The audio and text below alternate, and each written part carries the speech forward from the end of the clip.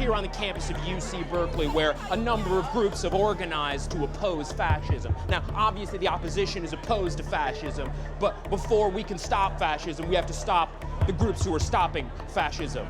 The anti-fascists, also known as Antifa.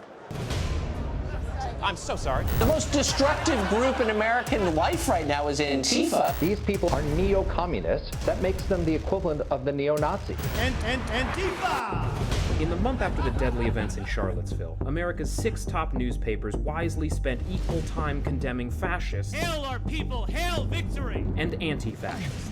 Fortunately, the media knew that Antifa was just as dangerous, and so did I.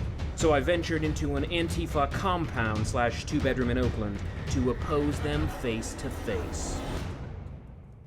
Gentlemen, thank you for laying down your arms to meet me today.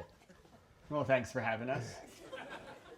Great. What actions do you take as part of Antifa? The main goal of most Antifa action is to dissuade fascists and racists and bigots from openly practicing views that we find repugnant on the streets. These are Bay Area Antifa members John Kukenboo and Vincent Yokelson, which are somehow real names. You both look like stone-cold killers. How many people have you each punched today? I think I'm up to 0 so far. How about you? I am still at a rank of 0. You say you don't punch people. I did not say I don't punch people. Okay. Some on the extreme right talk about a concept of peaceful ethnic cleansing. Why can't you just be peaceful like them? Because they're not peaceful. Their followers and supporters show up with violence. I'm not interested in joining your white national state. Do not bring it to my house. Their house of lies. I needed someone to talk real with me. Real talk, people who join Antifa could have easily joined, the Richard Spencer group. A lot of these people are just young guys looking for some action.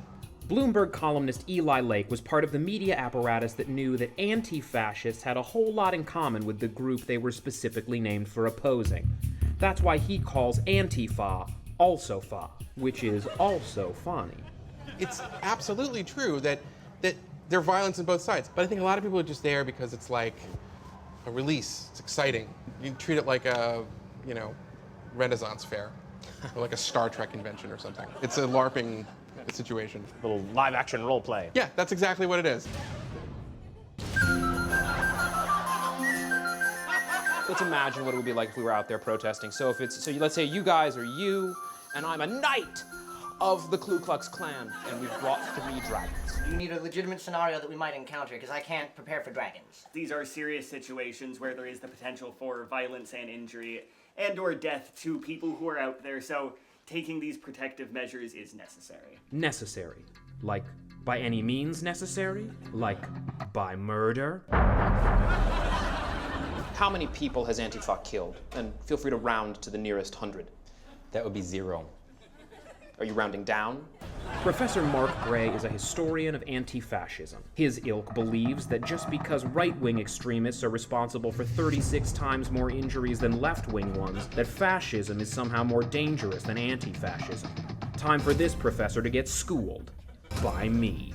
Don't we want to stop Antifa before they kill anyone? It's always been my belief that we have to stop violent groups before they spread, before they get worse. And this is the best example of that I can think of. I think a better example are the fascist and white supremacist groups that have a track record of murder. And that's exactly the logic that anti-fascists put forward, is that it's much easier and more effective to stop these groups before they grow. Hitler started with 54. So anti-fascists argue, let's stop it before it needs to become another civil war.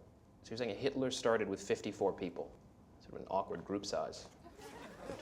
It's like you can't all fit in someone's house. It's like you can't really book a venue. The anti-fascists kept bringing up Hitler. But in the words of Ice Cube, are we there yet? I think you have to be very precise. We're not in a Hitler moment. One of the great mistakes from World War II was fighting fascism too hard, too fast. Do you agree? That's nuts. No offense. That's crazy. Well, the lesson of World War II is that we didn't fight it soon enough. When do you know fascism has grown to the point that a violent response is appropriate? Well, can you give me a second? Trick question. It's when there's Hitler. And since I haven't heard anyone speaking German lately, I knew I should be less worried about these guys than these guys.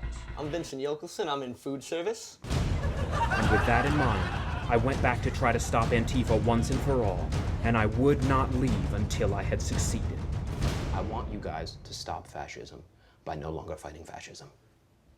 No. Negotiations had failed. I had to create some sort of anti-Antifa. A perfect protest that no pundit could criticize. These black-clad Antifa soldiers would be no match for my whitewashed movement. After all, the only group that was worse than people trying to build a fascist white ethno-state are the people trying to stop it.